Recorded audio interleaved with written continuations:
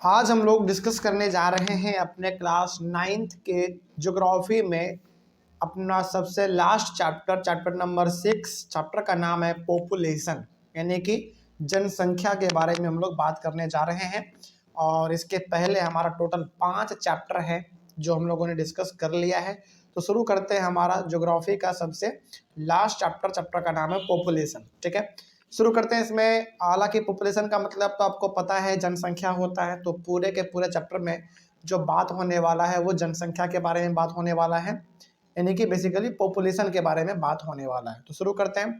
पहला पॉइंट इसमें कहा जा रहा है the people are important to develop the economy and society. देखो, किसी भी जगह को यदि आपको बेसिकली डेवलप करना हो, चाहे वो आपका गली हो, मोहल्ला हो, आपका जिला हो, या फिर आपका पूरा स्टेट हो, या फिर पूरा आपका कंट्री हो, किसी भी जगह को यदि डेवलप करना हो तो क्या बिना लोगों के कंट्रीब्यूशन से या फिर क्या बिना लोगों के मदद से क्या वो जगह डेवलप कर सकता है?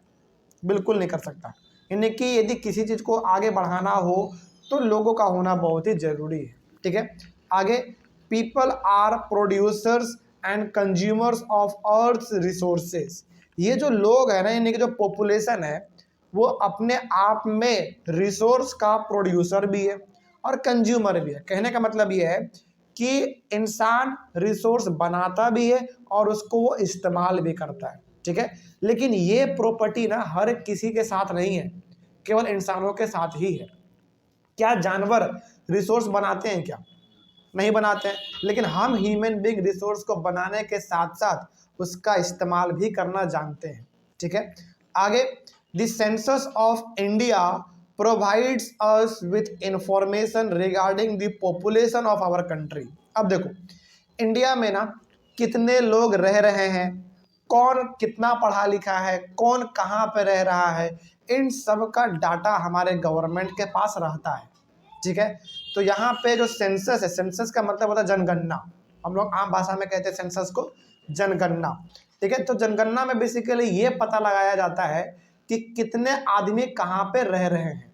ठीक है, और ये सब काम कौन करता है? क्या हम लोग करते हैं? नहीं, ये गवर्नमेंट का डिपार्टमेंट अपना अलग अलग बना हुआ है जो ये सब काम अपना देखती है। ठीक है, चलिए आगे बढ़ते हैं।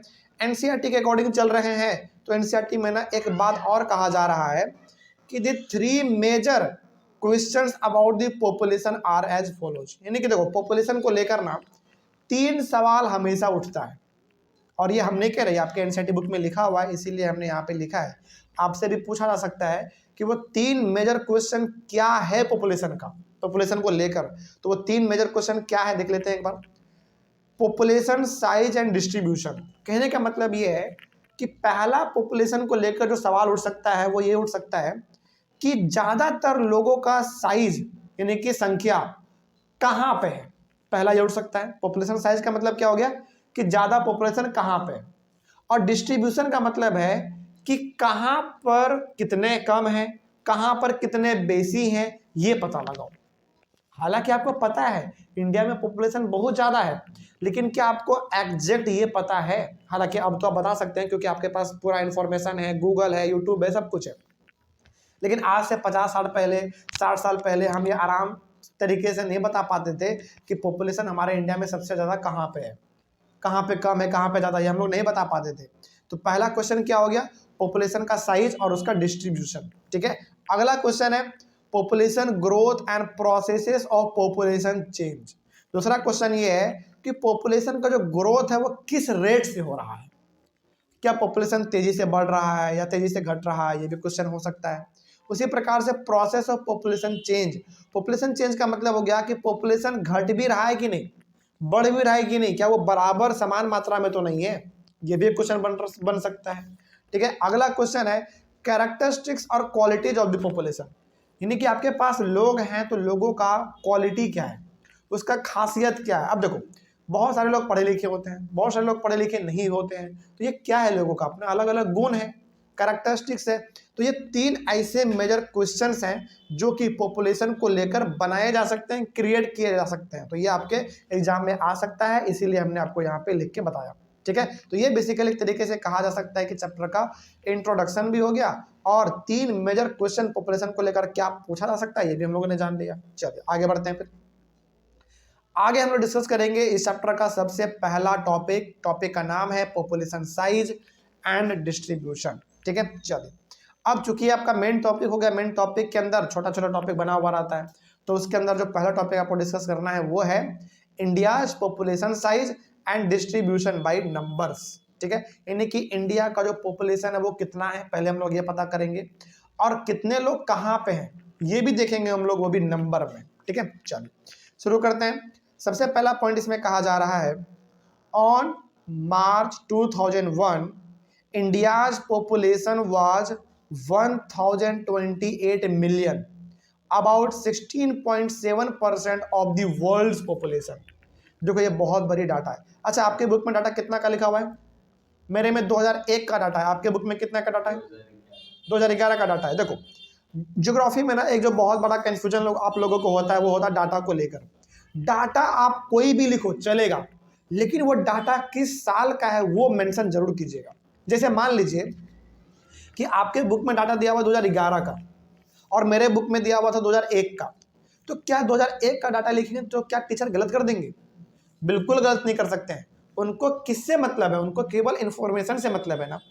बात समझ में आ रही है? लेकिन हाँ आप ये जरूर कोशिश कीजिएगा कि डाटा आप डाटा आप जब का भी लिख रहे हैं आपको ईयर मेंशन करना जरूरी होता है, तभी टीचर को पता चलेगा कि अच्छा इस साल में पॉपुलेशन इतना था, इस साल में इतना हो गया। तो यदि आपके बुक में डाटा 2011 का है या फिर कुछ और भी डेट का है तो वो भी आप लिख सकते हैं, या फिर आप ये भी लिख सकते हैं। ठीक है, कोई गलत नहीं कर सकता, बस ईयर लिखना बहुत जरूरी होता है। ठीक है, तो 2001 में इंडिया का टोटल पॉपुलेशन 1028 मिलियन था। अब जरा आप खुद कैलकुलेट कर लीजिएगा, 1 मिलियन में 10 लाख होते हैं, तो आपके पास 1028 मिलियन इंटू 10 लाख कर लो, आपको पता चल जाएगा कि 2001 में भारत का पॉपुलेशन क्या था। अभी फिलहाल भारत का पॉपुलेशन 140 करोड़ है, 140 करोड़, जो कि बहुत है। और पॉपुलेशन के मामले में इंडिया टॉप पोजीशन पे आ चुका, आपको पता है। पहले चाइना था, चाइना को हमने पीछे छोड़ दिया पॉपुलेशन के मामले में। तो इंडिया का पॉपुलेशन 2001 में 1028 मिलियन था, लेकिन इसी चीज़ को हम लोग पूरी दुनिया के नज़र में देखें तो पूरी दुनिया का अकेला 16.7% पॉपुलेशन हमारे भारत में था। देखो वर्ल्ड में ना 200 से ज़्यादा कंट्री है, लेकिन उनमें से अकेला 16.7% पॉपुलेशन हमारे भारत में है। तो सोचो कि 199 फिर कंट्री आपका कहाँ गए, उसमें पॉपुलेशन बहुत कम है। एग्जाम्पल के तौर पे आप देखो अमेरिका का पॉपुलेशन बहुत कम है, रसिया का बहुत कम है। इन सारे जगहों पे है क्या ना, जमीन बहुत है लेकिन रहने के लिए लोग नहीं है। जैसे अमेरिका से सारे इंडियंस को वापस बुला लिया जाए या फिर जो भी अलग अलग कंट्री के लोग वहाँ पे रह रहे हैं, अमेरिका खाली हो जाएगा। वहाँ पे पॉपुलेशन बहुत कम है वहाँ का, उससे भी कम रसिया का है। रसिया आप चले जाओ क्योंकि ठंडा जगह है, उतना नहीं रहते हैं लोग, जमीन का कोई कमी नहीं है लेकिन लोगों का कमी है वहाँ पे। ठीक है, खैर आगे बढ़ते हैं। तो इंडिया में पूरी दुनिया का 16.7% अकेला पॉपुलेशन केवल भारत में है, जो कि बहुत बड़ी बात है। ठीक है, बहुत बड़ा पॉपुलेशन है। आगे अकॉर्डिंग टू 2001 सेंसस का मतलब जनगणना। ठीक है, तो 2001 में जो जनगणना हुआ था, जो जनगणना का मतलब होता है बेसिकली लोगों का गिनती करो कितने लोग हैं, सिंपल सा जनगणना का मतलब यही होता है। ठीक है, तो 2001 के सेंसस में यह पता लगाया गया कि Uttar Pradesh is the most populous state of India with 166 million people, about 16% of India's population. मतलब कि 2001 में उत्तर प्रदेश भारत का सबसे बड़ा मतलब कि सबसे बड़ा पॉपुलेशन वाला स्टेट था 2001 में। और आश्चर्य की बात है कि आज भी वही है। बिल्कुल, इंडिया में सबसे ज़्यादा पॉपुलेशन किस स्टेट में? उत्तर प्रदेश में। ठीक है, याद रखिएगा इस बात को, बहुत इंपॉर्टेंट है ये। तो 2001 में उत्तर प्रदेश पॉपुलेशन के मामले में सबसे आगे था। कितने थे लोग? 166 मिलियन लोग थे उस समय पे उत्तर प्रदेश में। और पूरे भारत का बात करें तो पूरे भारत का 16% पॉपुलेशन था किसमें? अकेला उत्तर प्रदेश में। ठीक है, आगे बढ़ते हैं। On the other hand Sikkim has a population of about 0.5 million only. देखो उत्तर प्रदेश में 166 मिलियन पीपल, लेकिन वही सिक्किम का बात करें तो 1 मिलियन भी नहीं, 0.5 मिलियन। और 1 मिलियन में 10 लाख, तो 0.5 का मतलब 10 लाख, तो 5 लाख। सोचो सिक्किम में 5 लाख लोग थे केवल 2001 में, केवल 5 लाख, ये तो कुछ नहीं होता है 5 लाख। हमारे बिहार में यदि देखा जाए तो इतना पॉपुलेशन तो एक जिले में हो जाता है, इससे भी ज़्यादा। जैसे पटना का पॉपुलेशन 13 की 14 करोड़ है, सॉरी करोड़ नहीं, लाख। पटना का केवल, आपको आश्चर्य होगा जानकर, मतलब पटना का केवल पॉपुलेशन 13-14 लाख है। सोचो, ये केवल पटना का बात हो रहा है। पटना, भागलपुर, मुजफ्फरपुर, इन सबको मिला के पूरा बिहार का पॉपुलेशन लगभग 12-13 करोड़ होता है। सोचो, बहुत बड़ी बात है ये। हाँ, इतना छोटा एरिया होने के बावजूद। लेकिन यदि बात करें सिक्किम का, तो पूरे सिक्किम का पॉपुलेशन मिला के मात्र 5 lakh.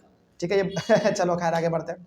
Only and Lakshadweep island has a population of about 60,000 only. Lakshadweep हालांकि आइलैंड है, आइलैंड पे लोग बहुत ही कम रहते हैं, लेकिन आइलैंड है तो छोटा मोटा आइलैंड थोड़ी है। लक्षद्वीप आइलैंड एक आइलैंड नहीं है, बहुत सारे आइलैंड का एक ग्रुप है। ठीक है, तो वहां पे टोटल मिला के मात्र 60,000 लोग ही रहते हैं। ठीक है, आगे almost half of India's population lives in just 5 states. यानी कि भारत का जो टोटल पॉपुलेशन है ना, टोटल पॉपुलेशन का आधा करो और आधा पॉपुलेशन मात्र 5 स्टेट में ही रहते हैं। और वो 5 स्टेट कौन कौन से आप देख लो। These states are Uttar Pradesh, Maharashtra, Bihar, West Bengal and Andhra Pradesh. तो ये ऐसे 5 स्टेट हैं जहां पे भारत का 50% पॉपुलेशन रहता है। बाकी 50% पॉपुलेशन जो बच गया वो अलग अलग स्टेट्स में रहते हैं। आगे, Rajasthan is the biggest state in terms of area. देखो, पॉपुलेशन के मामले में सबसे आगे उत्तर प्रदेश और एरिया के मामले में सबसे आगे राजस्थान। इस बात को आप याद रखिएगा, ये जनरल नॉलेज का क्वेश्चन है। Rajasthan has about 5.5% of the total population of India. India का टोटल पॉपुलेशन यदि 100% है तो 100% में से 5.5% अकेला कहाँ पे है? राजस्थान में। ठीक है, ये इंपॉर्टेंट डाटा है बेसिकली आपके लिए। आगे बढ़ते हैं, अगला टॉपिक है आपका India's population distribution by density. अभी डेंसिटी क्या है इसके मामले में भी थोड़ा सा देखते हैं क्या है। देखो, इसमें लिखा गया है population density is calculated as the number of persons per unit area, यानी कि इस पर स्क्वायर किलोमीटर। कहने का मतलब यहाँ पे है कि पॉपुलेशन डेंसिटी का मतलब होता है कि एक स्क्वायर किलोमीटर एरिया में कितने लोग रह रहे हैं। पॉपुलेशन डेंसिटी का मतलब क्या? पॉपुलेशन डेंसिटी का मतलब ये हुआ कि एक स्क्वायर किलोमीटर एरिया के दायरे में कितने लोग रह रहे हैं, उसी को हम लोग कहते हैं पॉपुलेशन डेंसिटी। आपने इसको ऐसे समझो, एक स्क्वायर किलोमीटर का मतलब हो गया 1 किलोमीटर लंबाई, 1 किलोमीटर चौड़ाई। सिंपल सा मतलब कि आप एक स्क्वायर बनाओ, हर साइड कितने के होंगे? 1 किलोमीटर के होंगे। तो आप अपने माइंड में सोच लो कि एक स्क्वायर बनाओ और वो स्क्वायर का चारों साइड 1-1 किलोमीटर का होना चाहिए। हालांकि बहुत बड़ा एरिया बन जाता है, लेकिन उतने बड़े एरिया में कितने लोग रह रहे हैं उसी को हम लोग कहेंगे पॉपुलेशन डेंसिटी। ठीक है, आगे बढ़ते हैं। इसमें और क्या कहा गया है? इन 2001 the population density of India was 324 persons per square kilometre. 2001 का डाटा ये कहता है कि एक स्क्वायर किलोमीटर एरिया के दायरे में मात्र 324 लोग रहते थे। मतलब कहने का सिंपल सा मतलब ये आपको बताना चाह रहा है कि 2001 में भारत का पॉपुलेशन बहुत ही कम था। ठीक है, देखो, क्या आप ये सोच सकते हैं कि एक स्क्वायर किलोमीटर एरिया के अंदर में 324 लोग ही रह सकते हैं क्या? केवल नहीं, हजारों लोग रह सकते हैं, लेकिन 324 क्यों है? क्योंकि उस समय पे पॉपुलेशन हमारे भारत का बहुत ही कम था। ठीक है, आगे बढ़ते हैं। उसके बाद है population densities vary from 904 persons per square kilometre in West Bengal to only 13 persons per square kilometre in Arunachal Pradesh. मतलब ये हो गया कि हमारे भारत में जो पॉपुलेशन डेंसिटी है वो कहीं पर बहुत ज़्यादा है तो कहीं पर बहुत कम है। एग्जाम्पल के तौर पे वेस्ट बंगाल में एक स्क्वायर किलोमीटर के अंदर में 904 आदमी रहते हैं। कहने का मतलब वो दर्शा रहा है कि वहाँ का पॉपुलेशन क्या है, बहुत ही ज़्यादा है। ठीक है, उसी प्रकार से बात करें अरुणाचल प्रदेश का, तो अरुणाचल प्रदेश में एक स्क्वायर किलोमीटर एरिया में मात्र 13 लोग ही रहते हैं, जो कि बहुत ही कम है। ये बता ये रहा है कि अरुणाचल प्रदेश में जगह तो बहुत कम है, सॉरी जगह तो बहुत ज़्यादा है, लेकिन आदमी बहुत ही कम है। ठीक है, ये डाटा इंपॉर्टेंट है। ठीक है, अगला है आपका factors responsible for low population density. अच्छा एक बात बताइए, कहीं पर लोगों का जनसंख्या बहुत ज़्यादा है तो कहीं पर बहुत ही कम है, इसके पीछे कुछ तो रीजन होगा। जैसे आपने देखा कि अरुणाचल प्रदेश में 1 स्क्वायर किलोमीटर एरिया में मात्र 13 लोग रहते हैं, वही वेस्ट बंगाल में 904 लोग रहते हैं। इसके पीछे रीजन क्या है? हालांकि स्टेट तो इंडिया का ही है, लेकिन इसके पीछे कुछ तो कारण होगा। खैर देखते हैं क्या कारण है।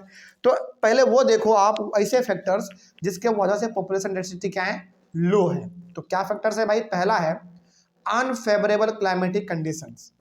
एक बात आप जरा बताओ, ऐसा एरिया है जहां पे कि क्लाइमेट बिल्कुल ही अलग रहता है हमेशा।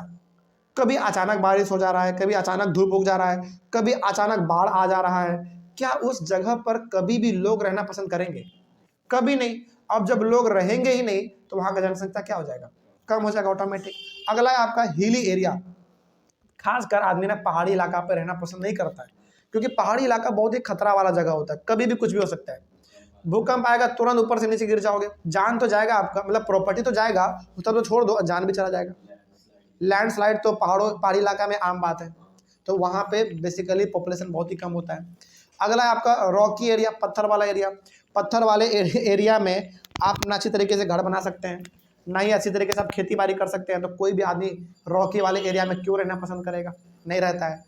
लो रेनफॉल एरिया, जहाँ पे बरसात बहुत ही कम होता है, लोग वहाँ भी नहीं रहते हैं। अगला है आपका लेस फर्टाइल एरियाज, जो जमीन उपजाऊ नहीं है, लोग वहाँ भी नहीं रहते हैं। ठीक है, अगला है डेजर्टेड एरिया, मतलब कि जो बिल्कुल बंजर जगह है। बंजर मतलब ना धूप है, सॉरी धूप बहुत है, बरसात बहुत कम होता है, बिल्कुल राजस्थान जैसा। तो वैसे जगह पे भी लोग क्या रहेंगे? बहुत ही कम रहेंगे। तो ये ऐसे 6 कारण हैं जिसके वजह से किसी भी जगह का पॉपुलेशन बहुत ही कम होता है। ठीक है, तो ये सबका सब जो रीजन है किसके ऊपर लागू होगा पता है आपको? अरुणाचल प्रदेश के ऊपर। अरुणाचल प्रदेश में 1 स्क्वायर किलोमीटर में मात्र 13 लोग रह रहे हैं। इसका मतलब वहाँ का क्लाइमेट बहुत ही अनफेवरेबल है, हिली एरिया है, रॉकी एरिया भी है। भाई पहाड़ वाला एरिया है तो पत्थर वाला एरिया तो होना ही है। लो रेनफॉल, हालांकि लेकिन वहाँ पे ना बरसात होता है, ऐसा नहीं है। लेकिन क्या केवल बरसात होने के वजह से क्या आप रह लोगे वहाँ पे? भाई पेट भरने के लिए खेती भी करना पड़ेगा, धूप भी अच्छा होना चाहिए। खैर आगे बढ़ते हैं। Less fertile area, deserted area, तो ये जहाँ पे ये सब रीजन्स होंगे वहाँ पे लोग कम रहेंगे। ठीक है, आगे बढ़ते हैं। तो all these factors are responsible for low population density. तो ये ऐसे कुछ कारण थे जिसके वजह से किसी भी जगह का जो पॉपुलेशन है वो डेंसिटी कम क्यों होता है, वो इन्हीं सब चीज़ों की वजह से होता है। लेकिन अब आप ये भी देखो कि किसी जगह का यदि पॉपुलेशन बहुत ज़्यादा है, यानी कि पॉपुलेशन डेंसिटी यदि ज़्यादा है तो ज़्यादा क्यों है, इसके पीछे भी देखो क्या रीज़न है। पहला है फेवरेबल क्लाइमेटिक कंडीशन। देखो अक्सर लोग वहाँ पर रहना पसंद करते हैं जहाँ का क्लाइमेट रहने लायक होता है, ना ही ज़्यादा धूप ना ही ज़्यादा गर्मी, इस प्रकार का, मतलब ठीक ठाक क्लाइमेट रहेगा जहाँ पे लोग वहाँ पर रहना पसंद ज़्यादा करते हैं। ठीक है, ये पहला कारण हो गया। दूसरा प्लेन एरिया। प्लेन एरिया मतलब जो कि बिल्कुल प्लेन है, बिल्कुल फ्लैट लैंड है, वहाँ पे ना आप आराम से घर बना सकते हैं, आराम से खेती बाड़ी कर सकते हैं, वहाँ पे आसपास में जिम मॉल सब कुछ बन सकता है, तो वहाँ पे लोग जल्दी रहना पसंद करते हैं। फर्टाइल एरिया, उपजाऊ जमीन में लोग रहना पसंद करते हैं। अबंडेंट रेनफॉल एरिया, जहाँ बरसात बहुत अच्छा खासा हो जाए, लोग वहाँ भी रहना पसंद करते हैं। तो ये ऐसे 4 कारण हैं जिसके वजह से किसी जगह का पॉपुलेशन डेंसिटी बढ़ जाता है। तो जहाँ पे ये सब चीज़ होगा वहाँ का जनसंख्या ऑटोमेटिक ज़्यादा होगा। ठीक है, जैसे आपने एग्जाम्पल देखा था उत्तर प्रदेश, बिहार, वेस्ट बंगाल, यहाँ पे पॉपुलेशन ज़्यादा है, इसका मतलब है कि यहाँ पे ये सब फैक्टर्स अवेलेबल हैं। ठीक है, इस तरीके से आपके टॉपिक भी पूरी तरीके से कंप्लीट हुआ। अगले वाले क्लास में हम डिस्कस करेंगे population growth and processes of population change. ठीक है, हम लोग अपने अगले वाले क्लास में डिस्कस करेंगे। Thank you very much. Next topic है हमारा इस चैप्टर के अंदर population growth and processes of population change. इसमें बेसिकली ना 2 चीज़ों के बारे में हम लोग डिस्कस करेंगे अलग अलग, पॉपुलेशन ग्रोथ पहला और दूसरा प्रोसेसेस ऑफ पॉपुलेशन चेंज। ठीक है, ये हम लोग देखेंगे इसमें। चलिए शुरू करते हैं। इसमें ना कुछ 2 पॉइंट पहले हैं जो कि एक बार देख लेते हैं हम लोग। पहला इसमें पॉइंट कहा जा रहा है कि population is a dynamic phenomena. Population में एक डायनेमिक फेनोमेना का मतलब होता है कि कभी भी ये घट सकता है और कभी भी बढ़ सकता है। बिल्कुल ऐसा नहीं है कि पॉपुलेशन हमेशा बराबर रहता है। क्या ऐसा है कभी? बिल्कुल नहीं। हर जगह का पॉपुलेशन लगातार चेंज होता रहता है। चेंज होने का मतलब कभी घटता है, कभी बढ़ता है, कभी घटता है, कभी बढ़ता है, लेकिन कभी बराबर एकदम मतलब बरकरार नहीं रहता। ठीक है, आगे बढ़ते हैं। Population is constantly changing. सही बात है, वही बात है जो हमने आपको कहा अभी कि पॉपुलेशन लगातार चेंज होता रहता है। ठीक है, अगला चलिए शुरू करते हैं। इसमें हम लोग अपना पहला टॉपिक जो था, इसमें दो टॉपिक है बेसिकली, पॉपुलेशन ग्रोथ और प्रोसेस ऑफ पॉपुलेशन चेंज। तो पहले डिस्कस करेंगे पॉपुलेशन ग्रोथ के बारे में। क्या है इसमें देख लो। पॉपुलेशन ग्रोथ में ये कहा जा रहा है कि population growth refers to the change in the number of inhabitants of a country और a territory during a specific period of time. Population growth का सिंपल सा मतलब ये होता है कि किसी भी कंट्री या फिर किसी भी जगह पर कितने समय में पॉपुलेशन घटा या बढ़ा, इसी को कहेंगे हम लोग क्या? Population growth. सिंपल सा। तो एक बार दोबारा पढ़ते हैं, आपको समझ में आएगा। Population growth refers to the change, change मतलब कभी घटेगा, कभी बढ़ेगा, कभी घटेगा, कभी बढ़ेगा। Population change in the numbers of inhabitants of a country और a territory during a specific period of time, यानी कि किसी समय में उस जगह का पॉपुलेशन कितना घटा या फिर कितना बढ़ा, बेसिकली कितना चेंज हुआ, इसी को हम लोग कहते हैं पॉपुलेशन ग्रोथ। सिंपल है। आगे, population change can be expressed in two ways. अब पॉपुलेशन जो हमारा घटता है या फिर बढ़ता है, उसको हम लोग दो तरीके से एक्सप्रेस कर सकते हैं, इन टर्म्स ऑफ एब्सोल्यूट नंबर्स, पहला एब्सोल्यूट नंबर के टर्म में, और दूसरा इन टर्म्स ऑफ परसेंटेज। सिंपल सा, यानी कि पॉपुलेशन हमारा जो कितना चेंज हुआ, कितना घटा, कितना बढ़ा, इसको हम लोग पहला तो एक नंबर में कर सकते हैं एक्सप्रेस, और दूसरा परसेंटेज में कर सकते हैं। बड़ा सिंपल होता है इसको करना, देखते हैं। पहले हम लोग इन टर्म्स ऑफ एब्सोल्यूट नंबर में करते हैं। ठीक है, देखो इसमें कहा जा रहा है, it is obtained by simply subtracting the earlier population from the later population. तो सिंपल से यदि आपको पॉपुलेशन निकालना हो किसी चेंज का, यानी कि किसी जगह के यदि आपको निकालना हो पॉपुलेशन की कितना चेंज हुआ, जैसे मान लीजिए आपको पॉपुलेशन निकालना हो पटना का, कि पटना का पॉपुलेशन 5 साल में कितना घटा है फिर कितना बढ़ा, तो आप क्या करोगे? अभी का जो पॉपुलेशन है उसमें आप माइनस कर दोगे 5 साल पुराने वाले पॉपुलेशन को, तो जो आंसर आएगा वो आपको बताएगा कि अच्छा इतना पॉपुलेशन यहाँ का क्या हो गया, चेंज हो गया। ठीक है, तो कैसे निकलेगा?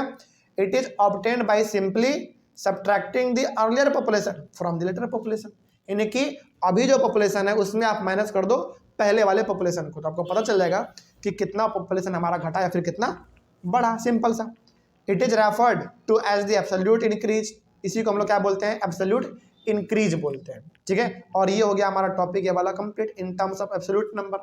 अगला है आपका परसेंटेज। देखो ये ना सिंपली ये बता रहा है कि आप नंबर में बेसिकली पता करते हैं कितना घटा फिर कितना बढ़ा, लेकिन हम लोग परसेंटेज में भी तो बोल सकते हैं ना कि 5% बढ़ा, 5% घटा, इस तरीके से। तो परसेंटेज में जो बोलेंगे उसको अलग उसका बोलने का तरीका है। क्या है देखो, it is obtained by simply converting absolute numbers in percentage, यानी कि जो आपके पास नंबर आया कि हाँ भाई 50,000 पॉपुलेशन घटा या फिर बढ़ा, उसी 50,000 को क्या कर दो?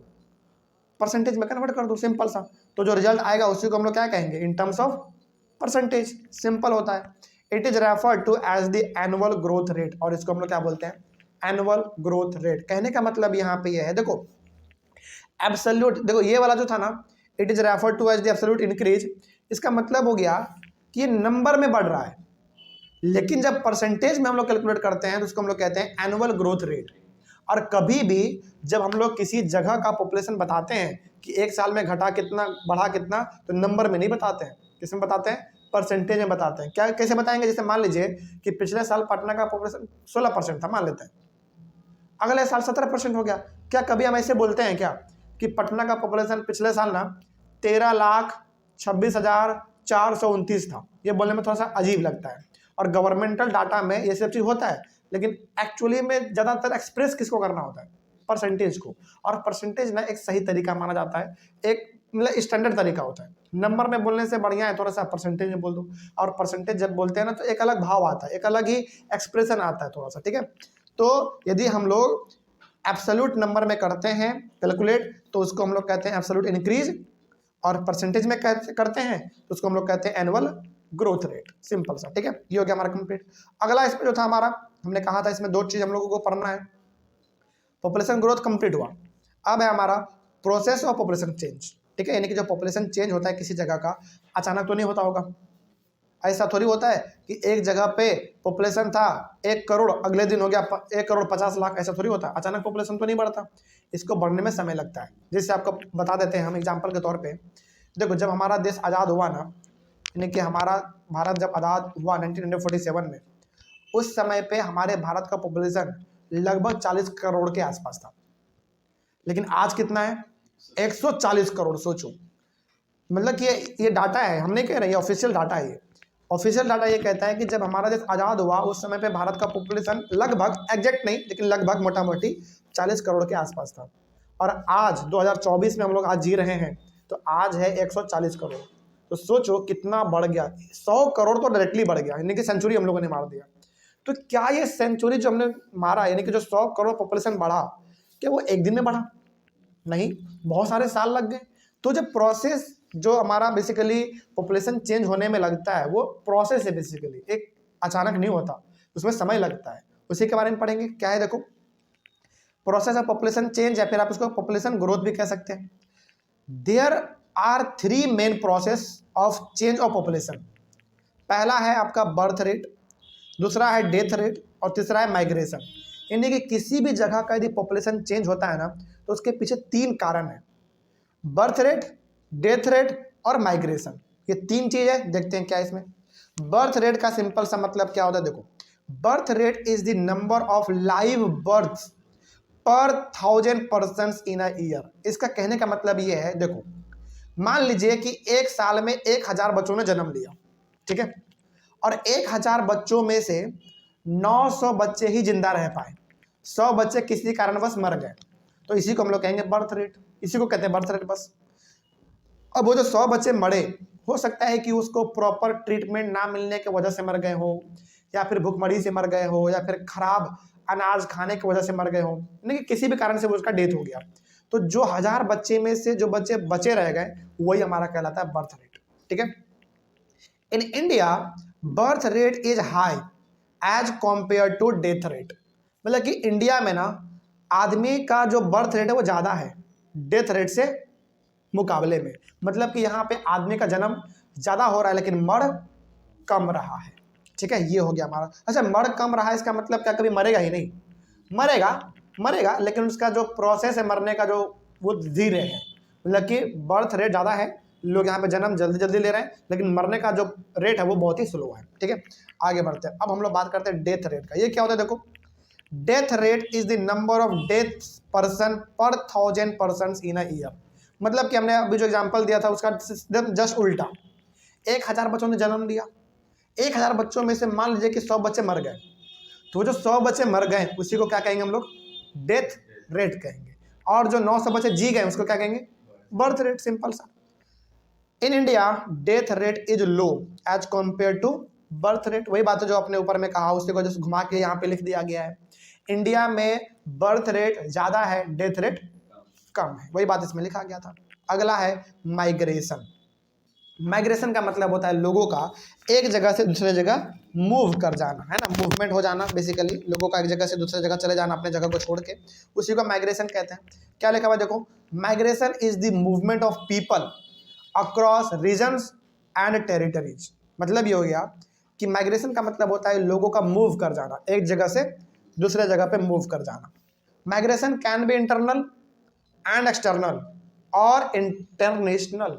देखो, माइग्रेशन जो है यानी कि लोग जो है ना मूव 2-3 तरीके से कर सकते हैं। इंटरनल मतलब कंट्री के अंदर, और एक्सटर्नल मतलब इंटरनेशनल। देखो, कई लोग होते हैं ना जो कि जैसे मान लीजिए बहुत सारे लोग हैं जो कि बिहार को छोड़ के यूपी में रहते हैं नौकरी की वजह से। बहुत सारे लोग यूपी को छोड़ के बिहार में रहते हैं। ये क्या कहलाएगा? हमारा इंटरनल कहलाएगा। इंटरनल मतलब कंट्री के अंदर, और एक्सटर्नल का मतलब हो गया इंटरनेशनल। बहुत सारे लोग होते हैं जिनका काम विदेश में लग जाता है, तो अपने कंट्री को छोड़ के वहाँ चल जाते हैं और वहीं पे शादी कर लेते हैं, तो वहीं पे वो रहने लगते हैं। इसको हम लोग कहते हैं इंटरनेशनल या फिर एक्सटर्नल भी आप कह सकते हैं उसको। ठीक है, आगे, internal migration does not change the size of the population. अच्छा, एक बात बताइए, आप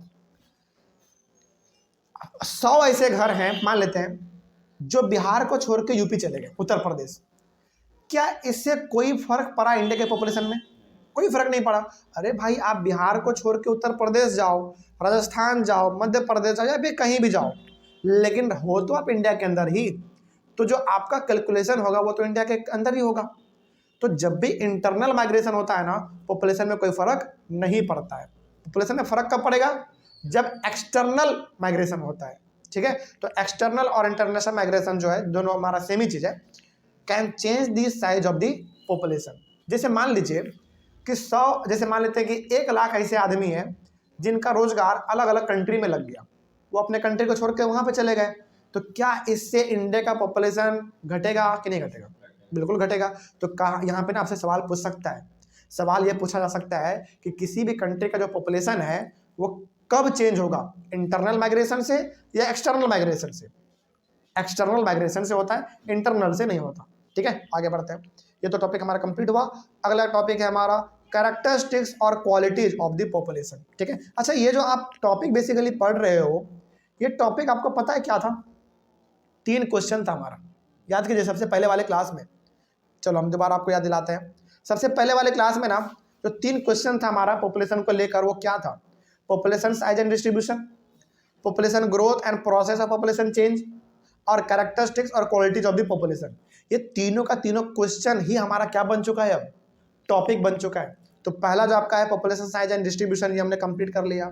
दूसरा आपका था population growth and process of population change, ये भी हमने कंप्लीट कर लिया। एक जो लास्ट क्वेश्चन था जो कि अब टॉपिक बन चुका है आपका, वो है कैरेक्टरिस्टिक्स और क्वालिटीज ऑफ द पॉपुलेशन। तो जो 3 क्वेश्चन था आपका, वही तीनों क्वेश्चन क्या बन चुका है, टॉपिक बन चुका है। इन टॉपिक के बारे में हम लोग पढ़ रहे हैं, इसको हम लोग अपने अगले वाले क्लास में डिस्कस करेंगे। तब तक के लिए थैंक यू वेरी मच। आगे हम लोग डिस्कस करने जा रहे हैं कैरेक्टरिस्टिक्स और क्वालिटीज ऑफ द पॉपुलेशन। देखो पॉपुलेशन है यानी कि जनसंख्या है, तो हर आदमी का अपना अलग अलग क्वालिटी होता है ना।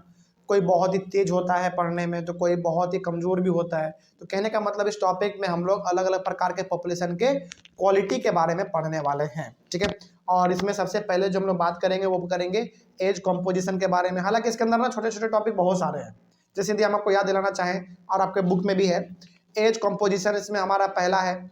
उसके बाद फिर हम लोग इसमें पढ़ेंगे सेक्स रेशियो के बारे में, उसके बाद फिर लिटरेसी रेट के बारे में पढ़ेंगे, फिर ऑक्यूपेशनल स्ट्रक्चर के बारे में पढ़ेंगे, उसके बाद फिर हम लोग इसके अंदर हेल्थ के बारे में पढ़ेंगे, हेल्थ के बाद एडोलसेंट पॉपुलेशन के बारे में पढ़ेंगे, फिर नेशनल पॉपुलेशन पॉलिसी के बारे में पढ़ेंगे जिसको हम लोग शॉर्ट में एनपीपी भी कहते हैं। उसके बाद हम लोग एनपीपी 2000 एंड एडोलसेंट्स के बारे में पढ़ेंगे। उसके बाद फिर चैप्टर हमारा कंप्लीट हो जाएगा। तो ये वाला जो टॉपिक है इसके अंदर हमारा बहुत ही छोटा छोटा टॉपिक डिवाइड किया हुआ है, तो हम लोग एक बार में तो सबको नहीं करेंगे, नहीं तो क्लास हमारा बहुत ही लंबा हो जाएगा। इसको टॉपिक वाइज हम लोग डिवाइड कर लेंगे। ठीक है, चलो 2-3 टॉपिक हम कोशिश करेंगे कि एक क्लास में किया जाए। चलिए शुरू करते हैं फिर हम लोग अपना। सबसे पहला जो हमने कहा आपको एज कॉम्पोजिशन हम लोग डिस्कस करेंगे। तो एज कॉम्पोजिशन में क्या खास बात है देखा जाए। Age composition refers to the number of people in different age groups in a country. Age composition का मतलब है कि कंट्री के अंदर अलग अलग एज ग्रुप का लोग रहते हैं, उसी को हम लोग कहते हैं एज कॉम्पोजिशन।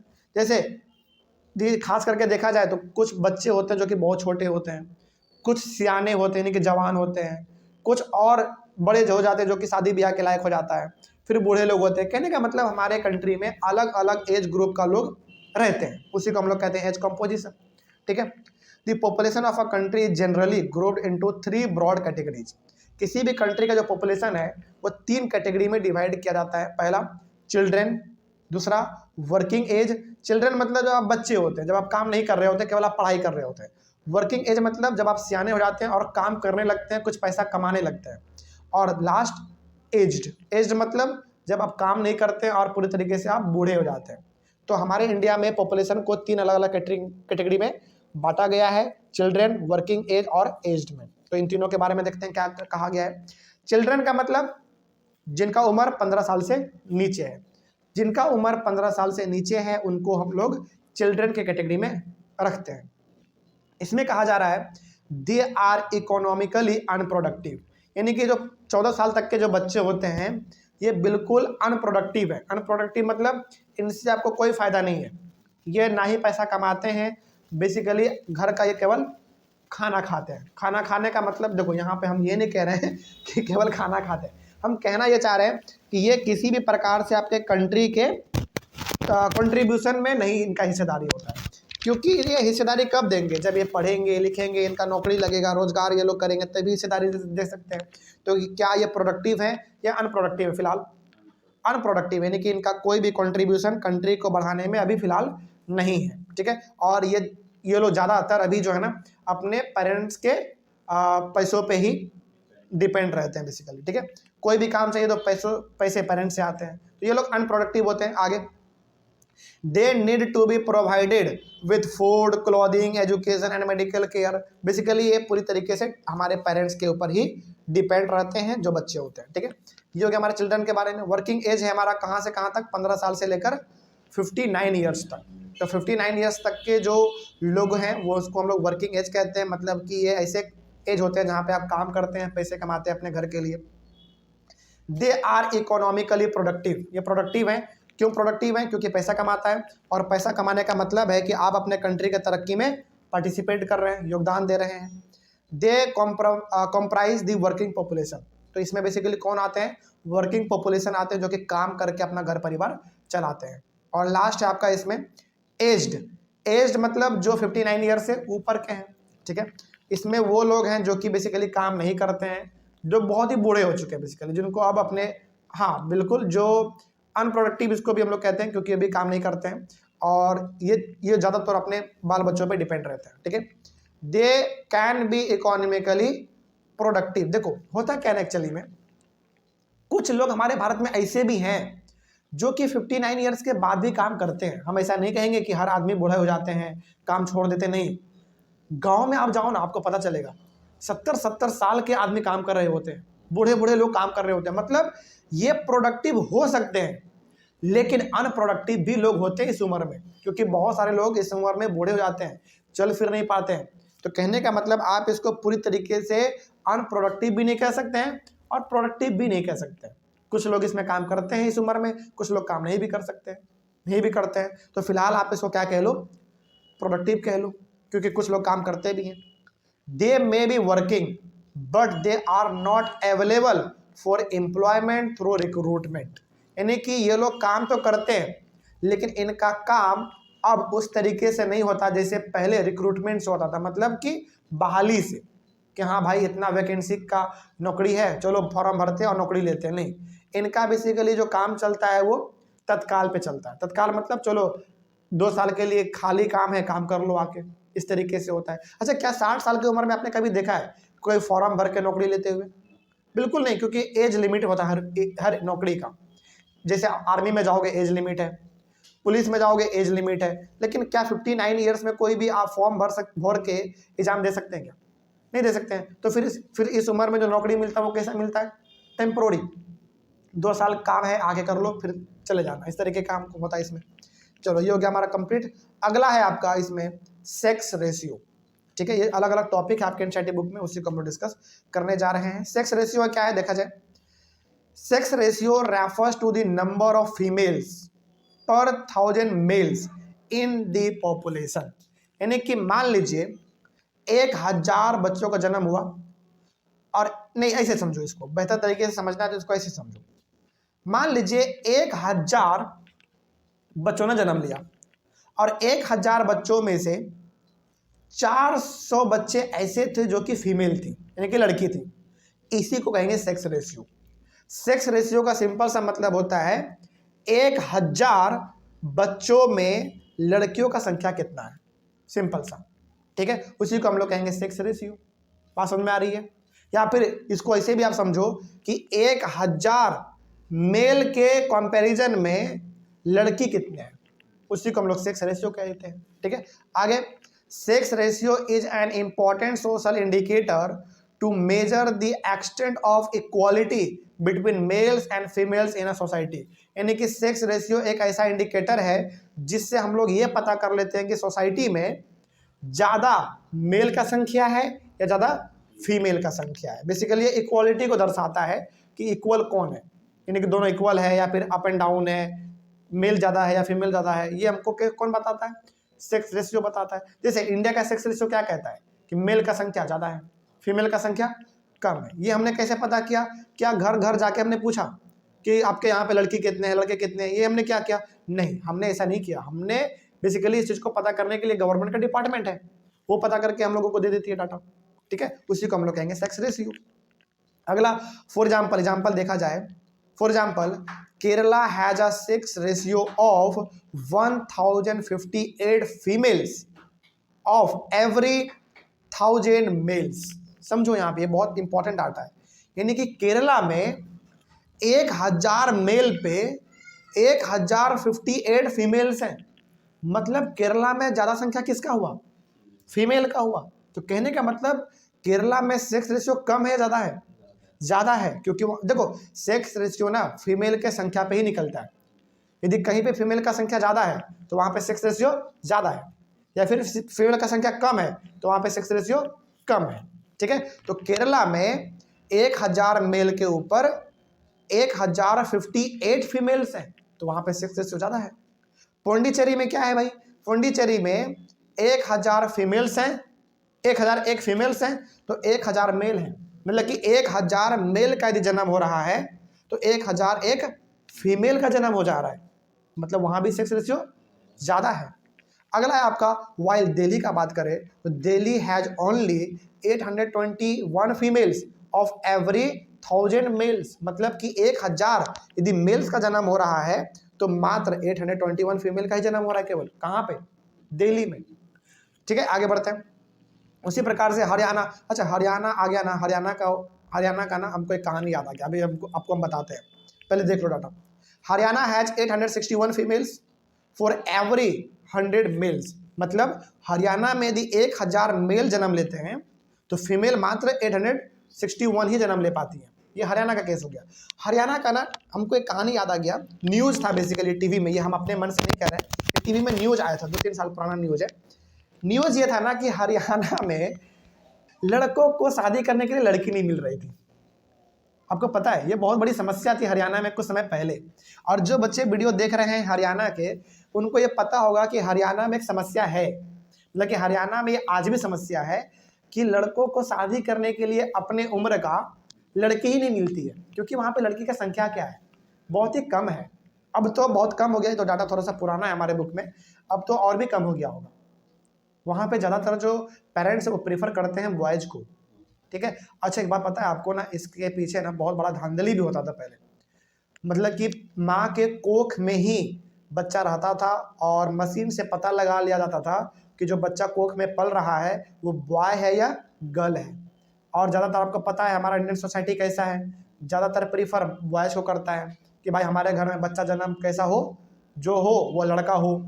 तो इसीलिए बहुत बड़े बड़े परिवार क्या करते थे, जाके हॉस्पिटल में डॉक्टर से जांच करवा के पता कर लेते थे कि जो बच्चा पैदा होने वाला है वो लड़की है, तो उनको माँ के कोख में ही मार दिया जाता था, उनका एबॉर्शन करा दिया जाता था। एबॉर्शन मतलब जन्म ही नहीं होने दिया जाता था उनको, ज़बरदस्ती, कई बार तो ज़बरदस्ती और कई बार तो मेल और फीमेल दोनों का उसमें सहमति भी होता था। तो गवर्नमेंट क्या किया, इसको बैन कर दिया।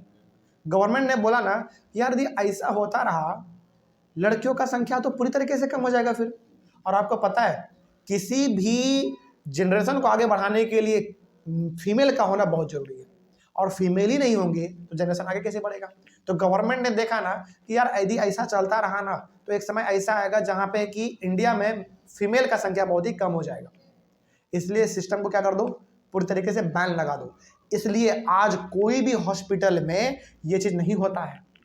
यदि कहीं पे होता है कि पहले पता लगा लिया जाता है कि मेल है या फीमेल है माँ के कोख में, तो उस यदि पता लग गया गवर्नमेंट को तो बहुत भयंकर सजा मिलता है उसको, एकदम केस होता है, जेल में चल जाता है, बहुत बड़ा एकदम फाइन भी उसमें लगता है, जेल भी होता है, बहुत बड़ा उसमें प्रावधान है गवर्नमेंट का। तो ये ठीक कानून लगाया, बहुत अच्छा था, ये होना भी चाहिए था। चलिए खैर आगे बढ़ते हैं। तो ये कुछ डाटा है सेक्स रेशियो के बारे में। अगला है आपका लिटरेसी रेट्स के बारे में, ये हम लोग अपने अगले वाले क्लास में करते हैं, नहीं तो फिर हमारा क्लास बहुत ही लंबा हो जाएगा, ठीक है। तो अगला क्लास हमारा होगा लिटरेसी रेट के बारे में, इसको आप याद रखेंगे। मिलते हैं हम लोग अपने अगले वाले क्लास में। Thank you very much.